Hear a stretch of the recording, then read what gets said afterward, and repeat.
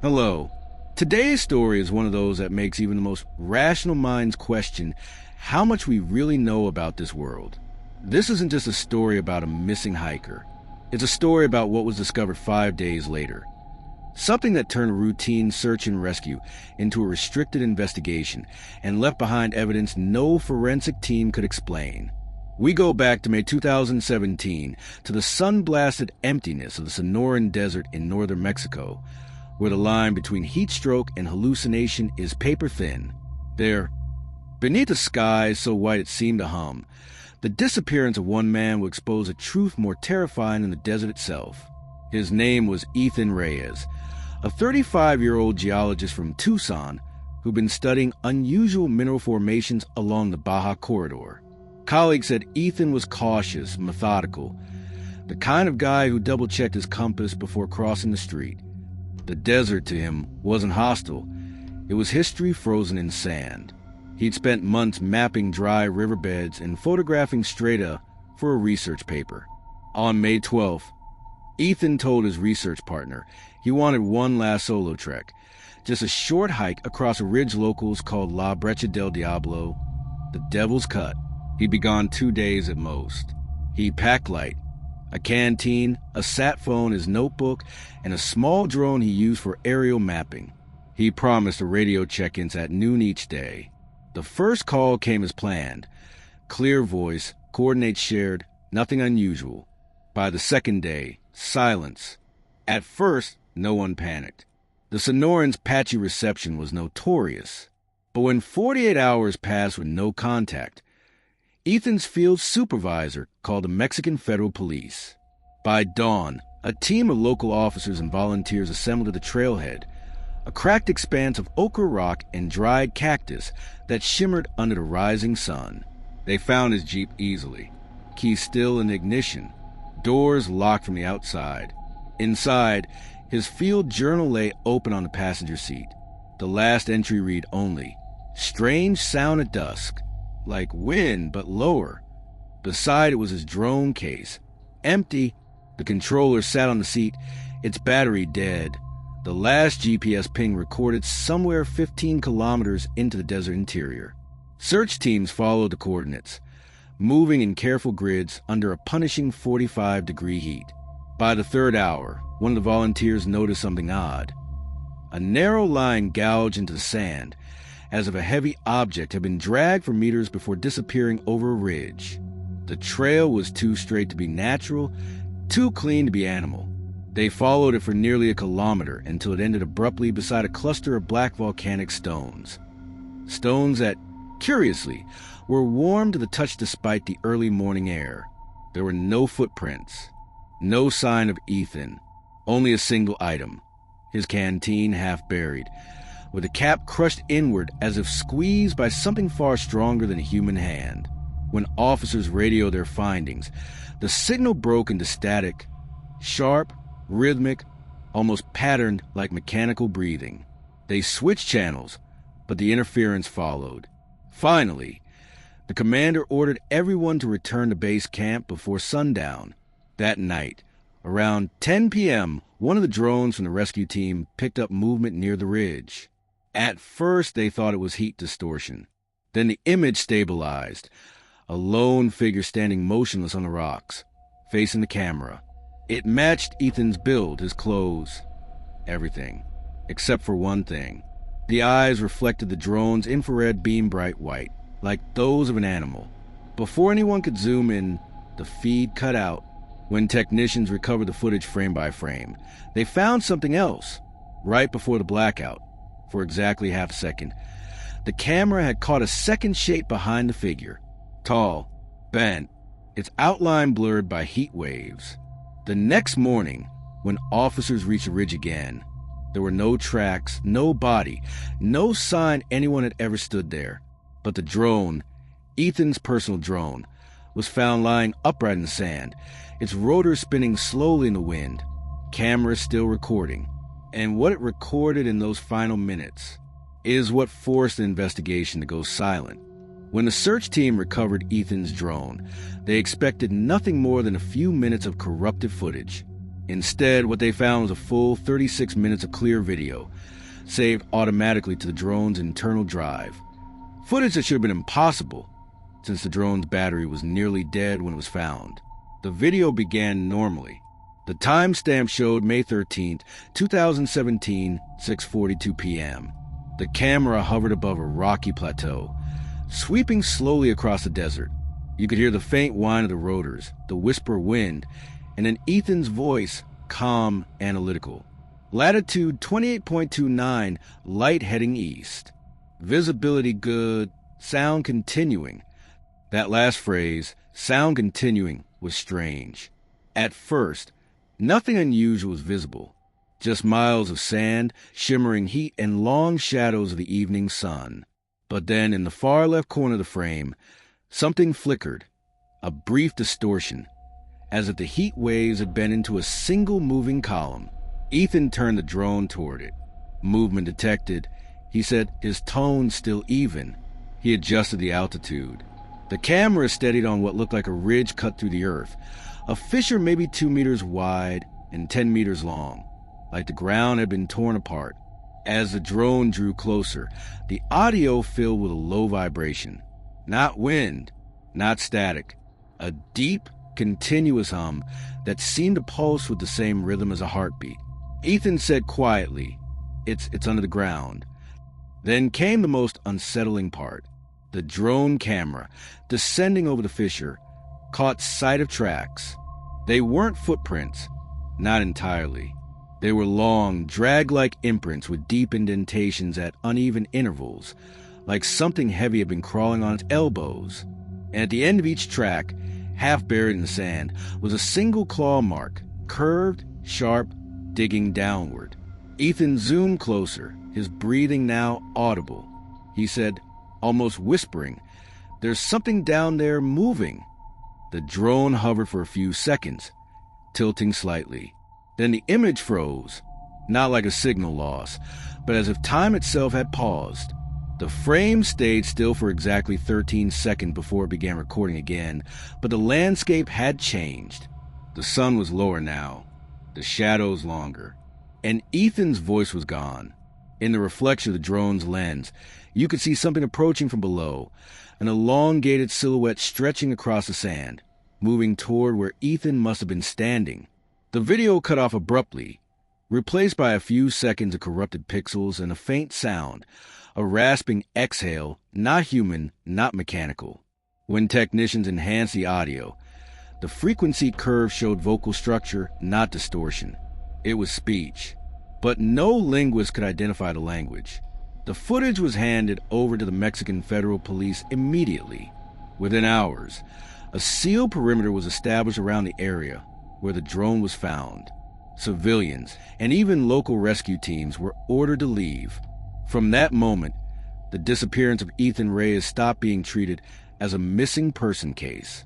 2 officers, both veterans of the Desert Rescue Division, were instructed to remain on-site overnight to ensure no one entered the restricted zone. Their names were Lieutenant Carlos Herrera and Sergeant Miguel Salas. They set up a temporary post near the same ridge where Ethan's drone had crashed, about 50 meters from the fissure. Around midnight, Sergeant Salas recorded an audio log following standard protocol for night operations.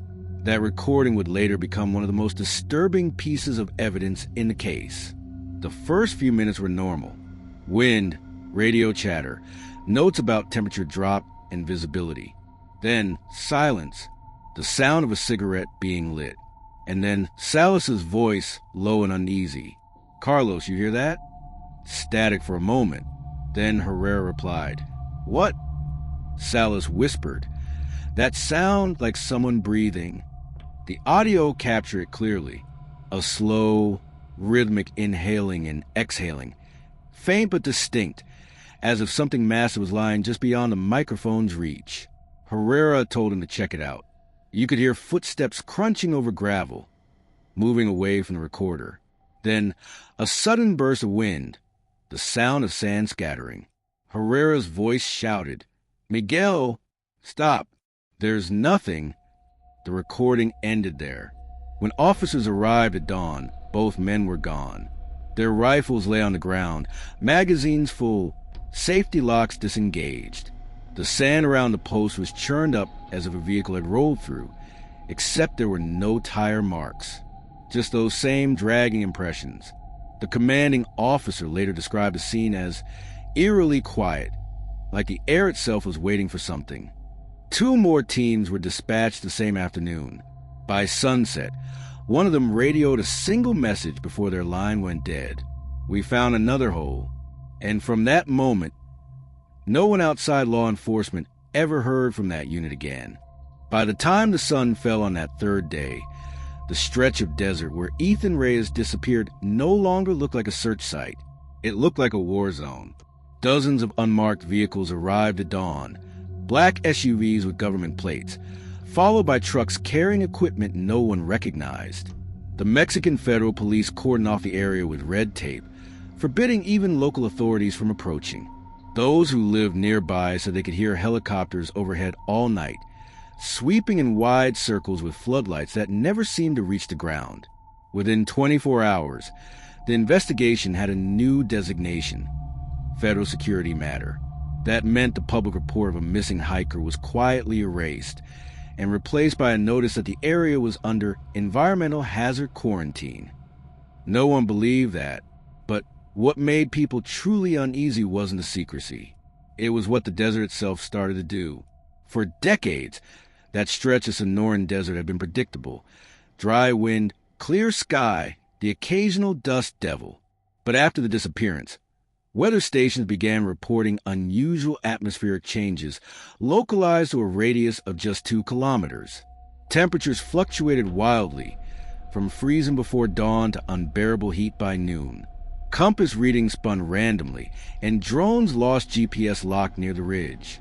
The locals called it La Zona Muerta, the dead zone. Inside it, radios crackled even when turned off. Dogs refused to enter the area. And the sand. Several searchers swore it seemed to move, subtly shifting uphill against the wind. What none of them knew was that one of the 2 missing officers, Lieutenant Herrera, had actually been found. Not alive. His body was discovered almost 2 kilometers from the base camp, lying face down in the sand.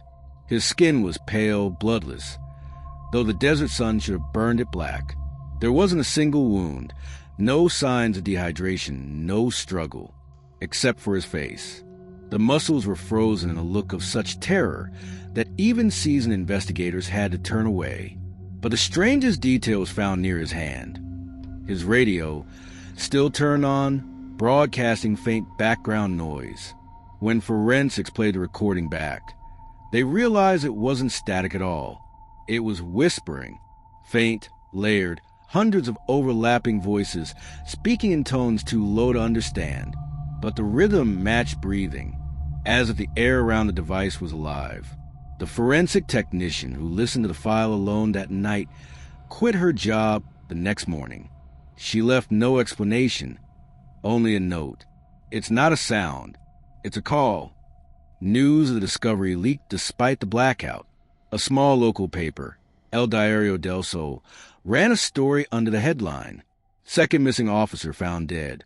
Authorities blame extreme heat." The article disappeared from their website within an hour. Every cached copy was deleted. That same day, something else surfaced. Literally, a team of geologists from Universidad Nacional Autónoma de Mexico called and analyzed the fissure Ethan had documented. Reported that the crack had grown deeper. When they arrived, the ground had sunk almost 2 meters since the drone footage was recorded. Seismic sensors showed constant microvibrations, but no earthquakes in the region. The soil composition was normal, except for one anomaly: elevated traces of manganese and organic hemoglobin. In simple terms, traces of blood. Old blood. The lead geologist, Dr. Ismael Luna, described it as if the earth itself had absorbed something living. Later that night, while reviewing drone scans, Luna noticed a heat signature near the fissure. It wasn't human, but it moved, slowly, as if crawling just beneath the surface. He called his assistant to verify the reading. When she turned her head toward the monitor, the signature stopped. Then, for a split second, the entire display went black and flashed a distorted image, not of the ground, of a face, wide, elongated, eyes reflecting like glass, looking directly into the drone's infrared lens. The footage was sent to the authorities immediately, and Luna's entire team was ordered to evacuate by midnight. They never returned to campus. Their university office was cleared the next day for safety inspections. By now, whispers had spread among nearby villages, stories of strange lights over the ridge, of muffled cries that echoed through the night wind. A truck driver passing through the zone at dawn told local radio that he saw someone standing in the middle of the highway, shirtless and barefoot, their skin the color of wet clay. When he slowed to help, the figure dropped to all fours and vanished into the sand like smoke. That testimony, too, was never broadcast again. But despite the silence, one person refused to let the story die.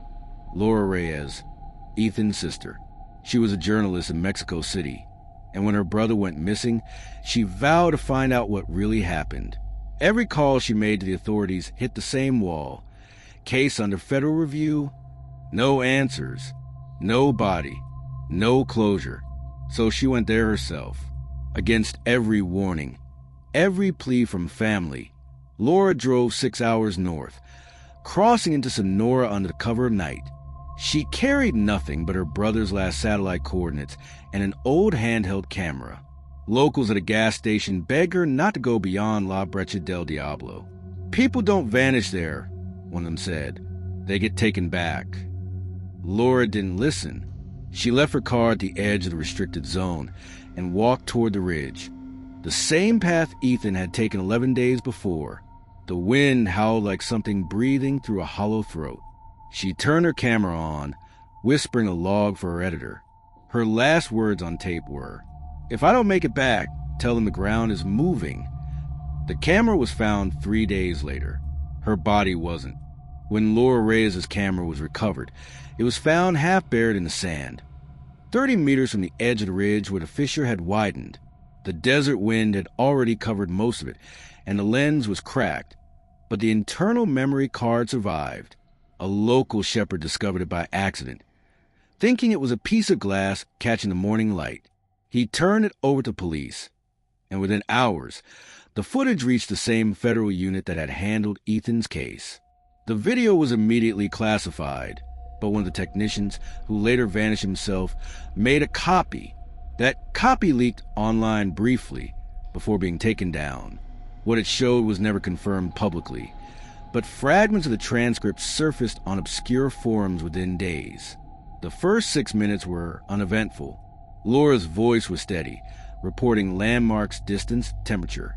Her breathing grew heavier as she crossed the rocky slope. The camera jostled in her hand, the desert sun bleaching the color from every frame. Then she stopped and zoomed in on the horizon. In the distance, a faint shimmer rippled across the sand, like heat distortion, but moving against the wind. Laura whispered, "There's something there. It's not a mirage." She panned lower, showing the ground around her feet. The sand trembled slightly, as if something deep below was shifting. At minute 7, her voice changed.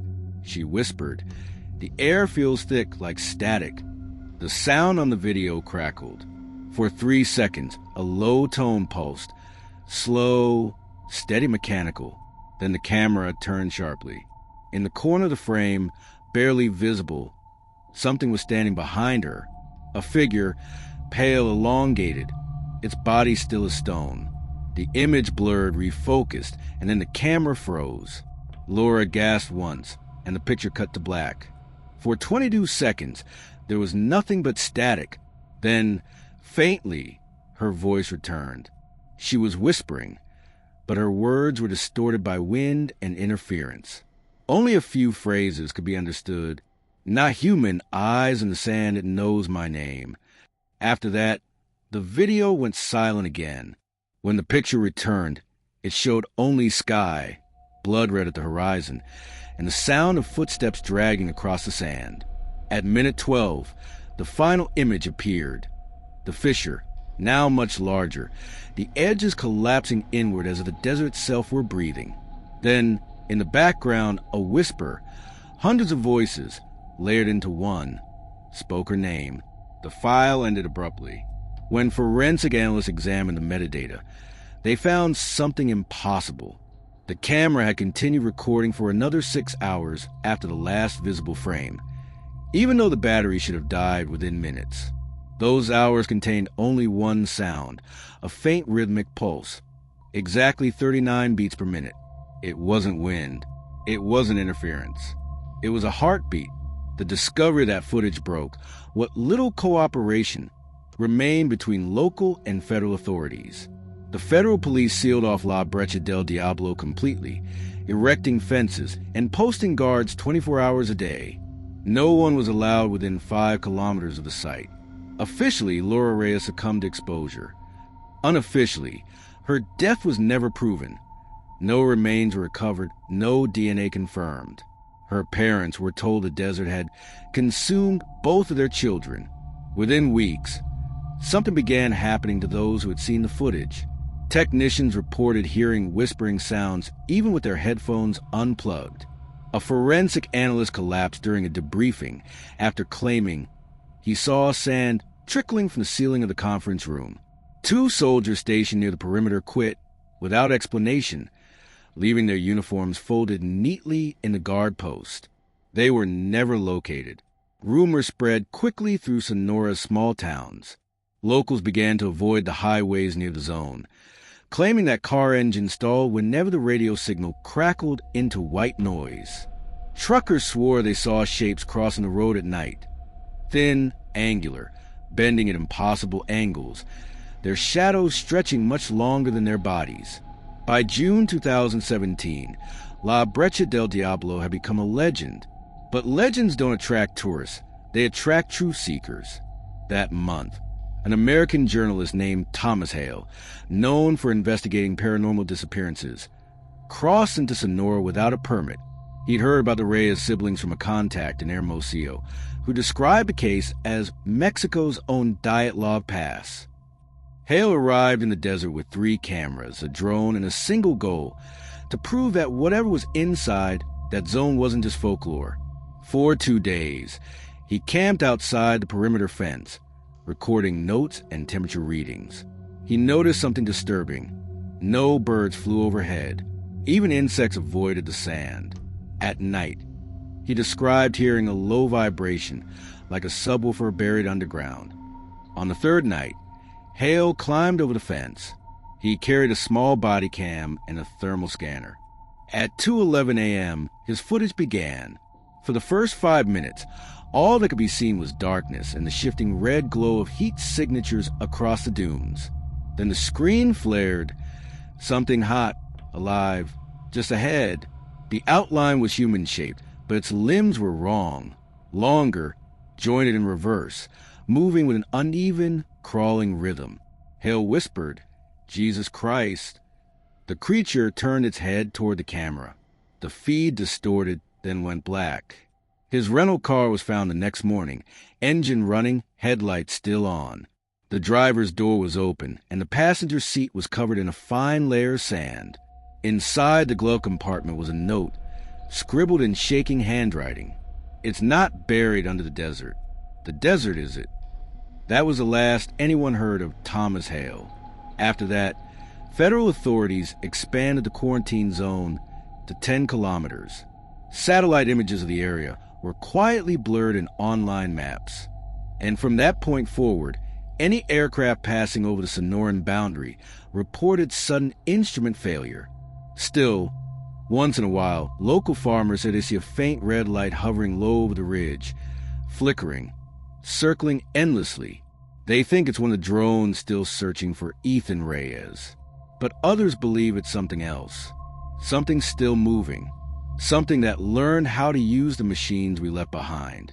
By late July 2017, the Sonoran quarantine zone had grown to nearly 15 kilometers across. The official statement from the Secretariat of Protection Civil called it a sinkhole expansion due to geothermal instability. But no one who had seen La Brecha del Diablo believed that. Satellite imagery revealed something else. The fissure wasn't expanding randomly. It was forming a pattern, a near-perfect spiral. And at its center was the same ridge where Ethan Reyes vanished.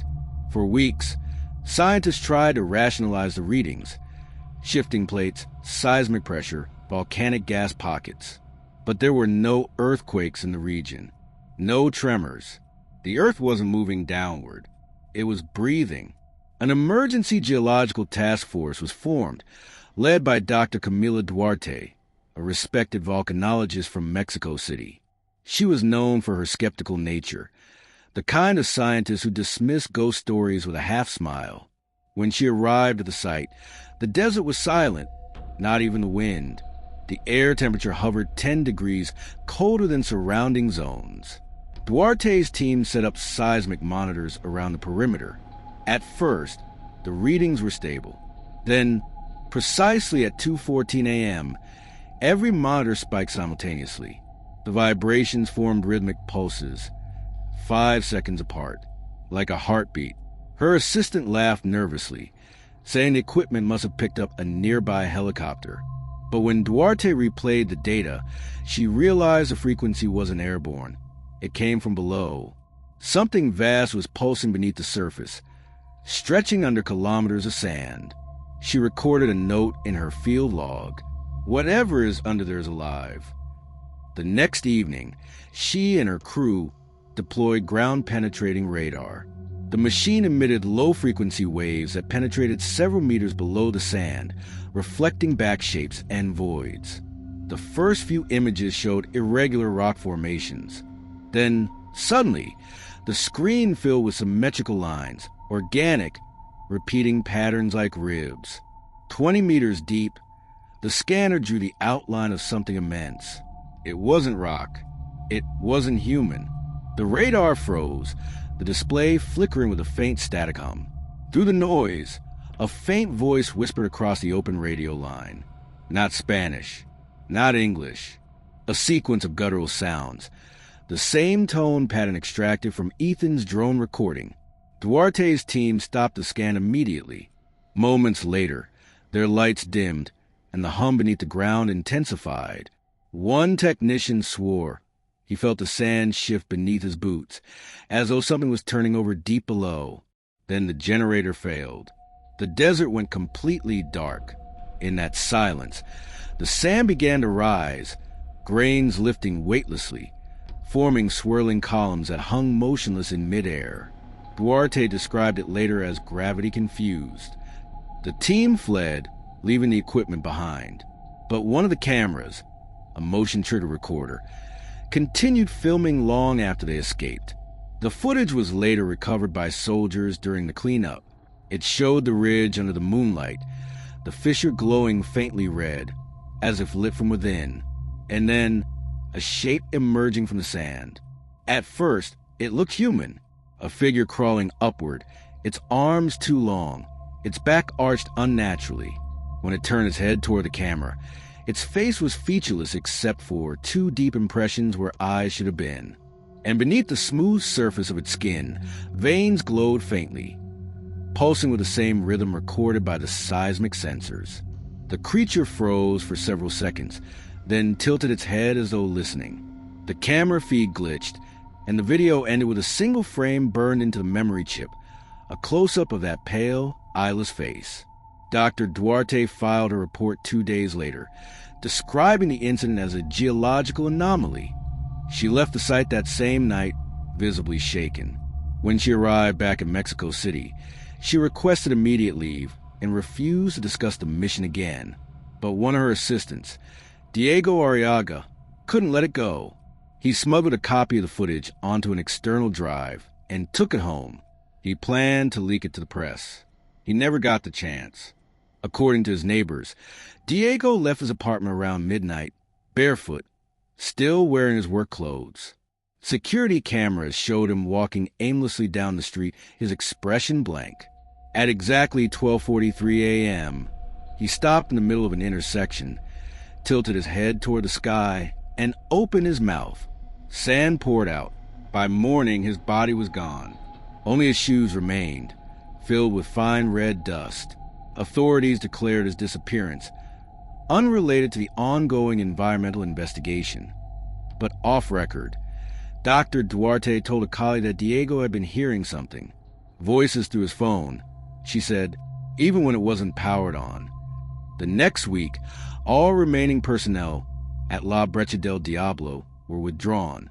The site was sealed beneath layers of concrete and covered with sand. On official maps, the ridge no longer exists. But satellites still detect something moving beneath that section of desert, a faint, rhythmic pulse visible in thermal scans. It repeats every 4 seconds, like a signal waiting for an answer. In early August, locals near Puerto Penasco reported a strange phenomenon. Their radios began picking up a frequency broadcasting a low, steady hum. When one man recorded it and slowed it down, he claimed to hear words forming in Spanish and English, overlapping, not buried, waiting. The broadcast lasted for 6 days before disappearing completely. And when government technicians tried to trace the origin, the signal pointed to the same coordinates where Ethan Reyes vanished. To this day, no one who's entered La Brecha del Diablo after sunset has ever returned. But sometimes, travelers driving near the old road say they can see distant lights moving slowly over the sand. Not vehicles, not drones, but something alive, pulsing, circling endlessly. And every time those lights appear, phones within a 10-mile radius receive the same silent notification. A single saved draft in their notes app, written by no one. It reads, "He's still walking." By mid-August, the Mexican authorities officially declared the entire area around La Brecha del Diablo a restricted military zone. The official reason? Unstable terrain and potential toxic gas emissions. But anyone living within 50 kilometers of the desert knew that wasn't the real story. At night, strange red lights moved low across the dunes, too slow to be aircraft, too synchronized to be random. Locals claimed they could hear voices echoing across the sand, whispering in broken Spanish, repeating the same phrase over and over. Devuelvelo, give it back. They didn't know who was supposed to return what, but everyone who had heard it said the voice wasn't carried by wind. It came from the ground.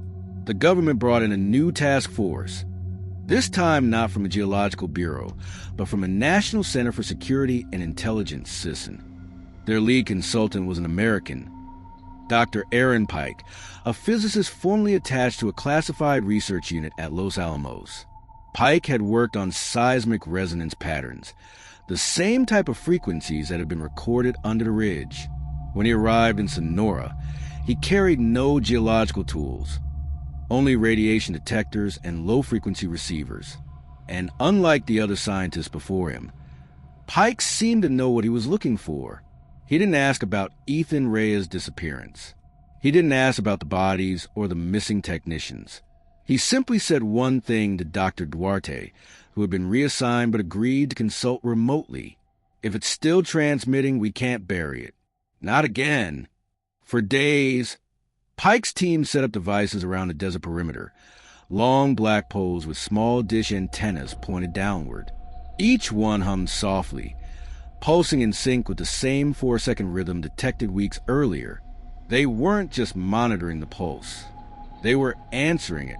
Inside a temporary command tent, Pike's laptop displayed 2 waveforms, one representing the original pulse, and one representing the new counter-frequency his team was transmitting back into the ground. He told his assistant, if it's alive, it will respond. At first, the wave stayed steady.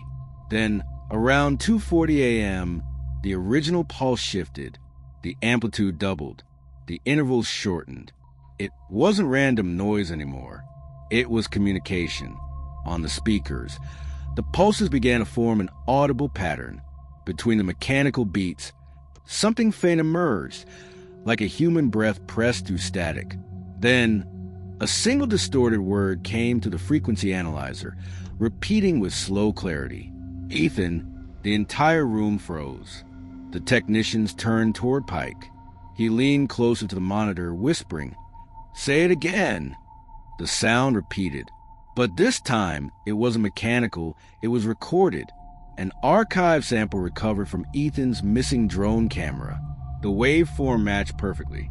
Whatever was buried beneath the Sonoran sand had somehow absorbed the recording, and now it was speaking it back. Moments later, every receiver in the camp went offline. The sand around the antennas began to vibrate, forming circular ripples as though disturbed by invisible footsteps. Soldiers standing guard felt the ground pulse beneath their boots. One of them, a young private named Luis Moreno, screamed suddenly and collapsed, clutching his helmet. Blood poured from his ears and nose. When medics reached him, he was shaking violently, whispering the same phrase over and over. He's standing behind the glass. He's looking through it. Pike ordered the operation shut down immediately. The equipment was abandoned and the site evacuated. But before leaving, Pike downloaded all seismic data recorded that night. Later, he found that during the 10-minute blackout, the sensors had picked up something new, an immense object rising from the subsurface layer, then sinking again. Its outline stretched for nearly 200 meters across. And right before the signal vanished, the ground sensors registered something impossible. A secondary pulse not from beneath the earth, but from above it. It was the same 4-second rhythm, but inverted, as though the signal had an echo somewhere high in the atmosphere. Pike presented his findings to the Mexican authorities and urged them to expand the exclusion zone to the edge of the Sierra Pinnacate Range. His request was denied. Instead, all communication about La Brecha del Diablo was classified under national security threat. Within 2 weeks, Pike returned to the United States. He stopped responding to emails. According to an internal DHS memo leaked later that year, he was transferred to a research base in Nevada, the same one associated with deep geological resonance testing. But that's not the strangest part. In early September, hikers near Puerto Libertad, more than 70 kilometers from the restricted zone, reported finding black glass fragments scattered across the desert floor. They looked like melted sand, fused by extreme heat. Embedded in some of them were fingerprints, human ones, burned into the surface as though someone had pressed their hands into molten glass. One of those prints matched Ethan Reyes. Forensic specialists could not explain it. The melted silica should have destroyed all organic material. Yet inside the glass, microscopic structures resembling blood vessels were visible, perfectly preserved. The samples were sent to Mexico City for analysis, but the results were never made public. Unofficially, one technician claimed the fragments emitted low-frequency vibrations identical to recordings captured at La Brecha del Diablo, as if the glass itself was still breathing. Weeks later, a sandstorm swept through the Sonoran borderlands, covering most of the debris field. But travelers who drove through that region afterwards said their radios would sometimes cut out mid-song and play something faint, a distant male voice whispering, almost pleading, "Tell her I'm still here." They didn't know who her was, but those who knew Ethan's story did. And when they checked the timestamp on the recording, it was exactly 5 years to the day after he vanished. By September 2022, the story of La Brecha del Diablo should have been buried beneath 1,000 government denials. But the truth, like the sand, refused to stay still. Something strange began happening across northern Mexico. Old radio towers that had been inactive for years suddenly came back online. Farmers and truck drivers reported hearing the same low hum at night, a 4-second pulse that made their teeth ache. When recorded and analyzed, it matched the original frequency detected beneath the desert where Ethan Reyes vanished. The government dismissed it as electromagnetic interference from military experiments. But people living near Puerto Libertad and Caborca knew better. They said the sound wasn't just heard, it was felt deep in the stomach, vibrating through bone. And when it started, animals went silent. Dogs hid, birds vanished. Even the wind seemed to pause. Then came the disappearances. It started with a 21-year-old geology student named Rosa Villalobos, who was documenting the glass fragments left behind by the sandstorm. She posted her last video at 3:17 a.m., shaky, lit by her phone light. In it, she whispered that she found a perfect circle of black glass near an old military warning sign. Her voice trembled as she said, "It's warm. It's like something's moving inside." The video ended abruptly with a flash of light and a deep mechanical breath. The same sound pattern that had haunted Ethan's drone footage years before. Her phone was found the next day, half buried in sand, still recording. No sign of Rosa was ever found. The government sealed the case under environmental hazard. But within weeks, 3 other people, a pair of tourists and a journalist from Hermosillo, vanished after entering the same zone. One of their cameras was recovered, though the footage was corrupted. The only intact frame showed a silhouette standing far out in the desert, too tall, too thin, watching. Then, something began happening to people who had heard the recordings. A technician named Luis Romero, who had helped analyze the original drone footage, began complaining of constant whispers at night. He told colleagues that when he closed his eyes, he could see sand falling upward. 3 days later, he was found dead in his apartment. The autopsy revealed his lungs were filled with fine red dust. His windows and doors had been sealed shut. The investigation report was classified within 24 hours.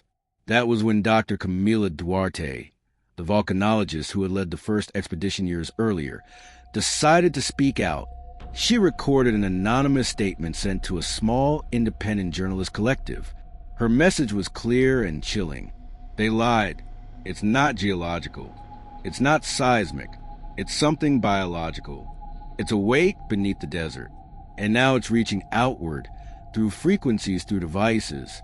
Ethan didn't just vanish, he changed. The journalist who received her message tried to contact her the next day, but Duarte never responded. When her colleagues went to her home in Mexico City, the front door was open and every electronic device inside, her phone, her laptop, even her television, had been melted from the inside out. In the center of her living room, on the tile floor, was a patch of fused sand, smooth as glass. And inside that glass was something small, a human tooth. That same week, a joint task force from Mexico and the U.S. was quietly formed under the name Project Vaquero. Their mission wasn't to study the anomaly, it was to contain it. They deployed signal dampeners across the northern desert, creating a dead zone for radio and cellular frequencies. Anyone caught entering was arrested and detained. But despite the secrecy, something leaked. An anonymous whistleblower posted 3 audio files to an encrypted forum. The files were short, each under 10 seconds. When analyzed by sound engineers, all 3 contain identical background noise, a constant wind and faint static. But in the second file, there was something else. A man's voice. Calm, slow, deliberate. Don't come looking for me. Experts compared the voice to the last known recording of Ethan Reyes from his vlog before the hike, and the match was 96%. The post was deleted minutes later. The forum was shut down, but not before thousands of people downloaded it. And within a week, those who listened to the clip for too long began reporting the same side effects.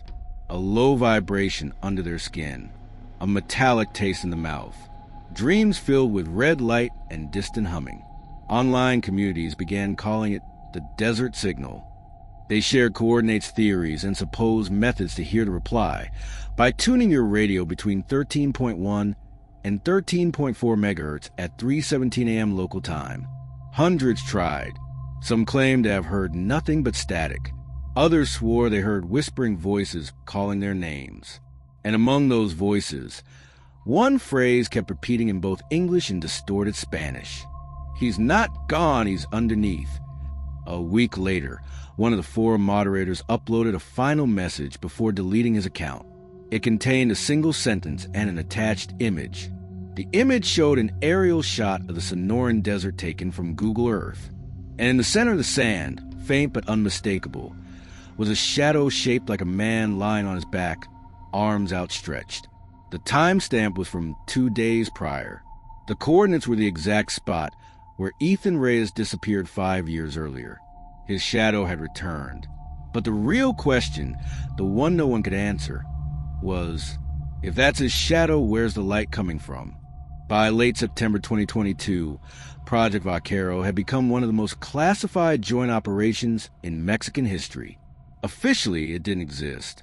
Unofficially, it was a last attempt to silence whatever was still breathing beneath the Sonoran sands. The project's field base was constructed deep in the exclusion zone, a maze of steel towers and underground bunkers surrounded by concrete barriers. No one outside of the military, and a few U.S. scientists even knew where it was. But among the staff, there was one rule that was repeated every morning. If you hear it, you report it. If you feel it, you leave. They all knew what it meant. The hum, the pulse, the sound that came not from the sky, but from below their feet, faint, rhythmic, like something immense and alive. The mission was simple in theory. Install a deep-bore scanner that could map the anomaly structure beneath the desert floor. They wanted to know what it was, and how deep it went. But by the second week of drilling, strange things began happening to the crew. Night guards claimed to see movement beyond the perimeter, shadows shifting across dunes with no visible source. Cameras caught nothing but static, as though the air itself was distorting. Equipment malfunctioned daily. Batteries drained within hours, and the sound, that slow, rhythmic pulse, was growing stronger. One of the engineers, a soft-spoken man named Miguel Cardenas, kept a written log after he started hearing whispers over his headset. He said the voice was low, male, and calm, repeating a name that didn't make sense. Camila. When he asked the others if they'd heard it too, no one responded. But the next day, he was found sitting near the borehole, eyes open, lips moving silently. He was alive but catatonic. When doctors examined him, they found grains of black sand embedded deep in his eardrums. He was evacuated immediately. Then on October 3rd, at exactly 3:17 a.m., the same time every strange event in this case had occurred, the drilling stopped. The borehole had reached a depth of 412 meters when the drill suddenly jammed. The machine screamed as its bit twisted violently, bending like soft wire. Monitors spiked, readings went red, and the ground began to move. Everyone ran outside. The desert floor was rising, not cracking, as though something was pushing upward from below. The vibration grew so intense that several of the metal towers collapsed. Sand began to flow upward, forming a spiraling column that stretched 30 feet into the air, glowing faintly red from within. And then, for the first time, it spoke, not in words, but in sound, a deep, impossible resonance that made the ribs of every person in the camp vibrate like tuning forks. It was a voice too low to be human, too structured to be random. Their radios exploded with static. And through the distortion, one word came through, drawn out, distant, familiar. Ethan. Every light went out. In the pitch-black desert, they saw it. A figure standing in a spiral of red dust. Tall, human-shaped, but its outline flickered, bending the air around it like heat waves. Its face was featureless, except for faint red light glowing beneath the skin, pulsing in perfect sync with the earth. Someone screamed. Gunfire erupted. The sound didn't echo, it was absorbed, as if the air swallowed it whole. And when the dust settled, the figure was gone. So were three men. Only their footprints remained, leading directly into the borehole. No signs of struggle, no drag marks. They had walked in willingly. By dawn, Project Vaquero ordered a full retreat. All surviving staff were evacuated under military escort. The borehole was sealed with concrete and topped with steel plating 6 feet thick. It was supposed to be permanent. But within 48 hours, seismic sensors picked up a new development. The structure beneath the surface was still moving, slowly, deliberately, like something shifting position in its sleep. And this time, the pulse had changed. No longer every 4 seconds. It was every 2. Dr. Duarte's name was mentioned again in internal communications. The last surviving footage from the site shows a soldier walking through camp with a handheld camera, documenting the evacuation. At one point, He turns toward the horizon. In the distance, a black storm cloud is forming. Yet the sky above the base remains perfectly clear. As he zooms in, the wind picks up, carried with it faint voices. Men's voices, laughing. And then, through the static, a man whispers in perfect English. You shouldn't have covered it. The video ends there. 2 days later, every signal tower across the Sonoran border registered a brief, synchronized outage lasting exactly 6 minutes and 30 seconds. When systems came back online, their internal clocks were wrong. Every device, every system, shifted forward 5 hours and 11 minutes. No one could explain it, but in that lost window of time, something happened. Satellite thermal imagery taken by NOAA showed a massive heat bloom across a 20-mile radius in exclusion zone. Perfectly circular, glowing red against a desert cold. The same pattern Ethan's drone had recorded 5 years earlier. And in the center of that circle, a single point of blinding white heat. The coordinates? The borehole. After that night, all access to La Brecha del Diablo was permanently restricted. Every record of Project Vaquero was sealed under Joint Unit S Mexico classification. Personnel were relocated. Families were given new names. But a leak surfaced on an encrypted network 2 months later. A 2-minute clip marked simply Vaquero Final. It showed security footage from inside the command tent on the night of the event.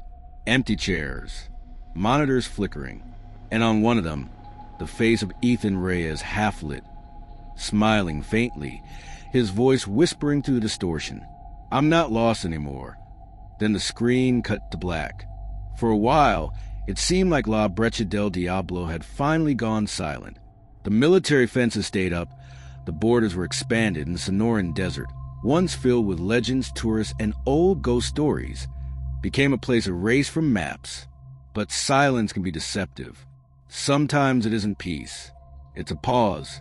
By November 2022, several U.S. satellites that passed over northern Mexico began picking up a recurring infrared signature from the restricted zone, faint, rhythmic, pulsing once every 2 seconds. The same pulse that had haunted every phase of the investigation. When the coordinates were analyzed, the location wasn't the borehole anymore. It had moved. Whatever was buried under the Sonoran sand was no longer buried. A small internal unit from the Mexican National Research Bureau was dispatched to verify the readings. Only 4 people were cleared to go. 2 scientists, 1 communications officer, and a soldier assigned to escort and recovery. The mission lasted less than 36 hours. The footage that survived, retrieved from a drone mounted on one of their trucks, was only 12 minutes long. It began with miles of empty desert. No sound but the engine and the low, familiar hum of static in the background. Then, at 3:17 a.m., the dashboard clock froze. Everything stopped working. The radio, the GPS, even the fuel gauge. The driver whispered, "It's here," and the camera panned toward the horizon. There, against the silver of the moonlit sand, a dark structure had appeared. It wasn't a building. It wasn't a machine. It was organic, a network of black, glass-like tendrils rising out of the desert floor, pulsing with faint red light like veins under skin. In the center stood something taller, thinner, almost human-shaped. Its body shimmered faintly as though it wasn't fully there, flickering in and out of visibility. When the zoom focused, they realized what they were looking at. The face, or what was left of it, looked like Ethan Reyes. Same jawline, same eyes, but his skin had turned translucent, glowing softly with that same red light, like molten glass stretched over something hollow. He opened his mouth, and instead of sound, a vibration filled the air. The sand rippled outward in perfect circles. The camera began shaking violently. The driver screamed for them to leave, but the vehicle refused to start. One of the scientists stumbled out, running toward the ridge. He shouted Ethan's name. For a second, just a second, the figure tilted its head and whispered something barely audible over the static. "I tried to warn you." Then everything went white. The next morning, The truck was found 20 miles from the site, doors open, tires melted into the sand. Inside, 3 seats were empty. Only the soldier was left, sitting upright, motionless, eyes open, mouth filled with red dust. He was alive when they found him, but unresponsive. In his hand, clutched tightly, was a radio transmitter with the last recorded words on tape. "It's not under us anymore." After that, the Mexican government completely sealed off the area. All maps of the Sonoran Desert between Bahia Quino and Caborca were blurred on satellite imaging. When journalists tried to fly drones near the zone, the devices would lose signal instantly, as though swallowed by invisible interference. But hundreds of miles away, strange reports began to surface. In Arizona, New Mexico, and even as far north as Nevada, hikers claimed to see faint red lights moving beneath the desert floor, slow, deliberate, rhythmic. The pulse, always the same pulse, 2 seconds apart. And then something else. People began to disappear again. Campers, explorers, even a pair of documentary filmmakers who tried to retrace Ethan's last known path. Their car was found abandoned near the Mexican border, engine still running. On the passenger seat was a note scribbled in dirt and blood. "He's not lost. He's expanding." That phrase, "he's expanding," became the centerpiece of dozens of conspiracy threads online. Some said the Sonoran anomaly was a biological organism, feeding on frequencies and electricity. Others said Ethan Reyes had become something else entirely, a transmitter, a living bridge between the human and the inhuman. But the most disturbing theory came from one of Pike's old research assistants, who broke his silence in early 2023 during a private interview. He said that before Project Vaquero was shut down, the final seismic scan showed something rising beneath the desert. Not a creature, but a network. Something with tendrils extending outward, branching like nerves under the earth. And at the center of that network, the sensors picked up a signal that matched Ethan's original drone feed exactly. He wasn't transmitting from below. He was transmitting from inside the network itself. A living frequency, a voice turned into vibration. Still human enough to be recognized, but not human anymore. And then, almost symbolically, all across northern Mexico, something began happening to digital devices. Phones, radios, televisions, even those not connected to the internet, would occasionally flicker and display a fragment of text on screen. Different devices, different languages. But the message was always the same. 3:17. Those who were awake at that time and listened closely to the static between radio channels claimed they could hear a low hum forming underneath, the same deep resonance that once echoed through La Brecha del Diablo. And if you stayed tuned long enough, you'd sometimes hear faint breathing, a man's breathing, and after it to whisper, "I'm still walking." Authorities say it's an urban myth.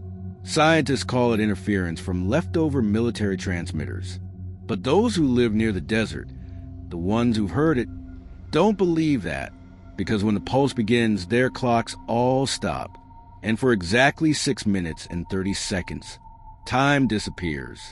And when it returns, the sand outside their windows is warm.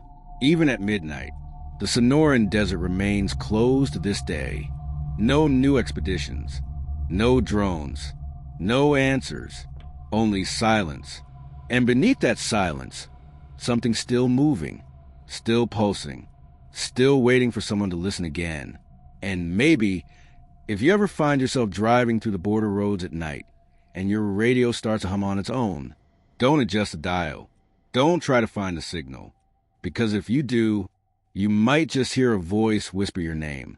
And once it does, you'll never stop hearing it.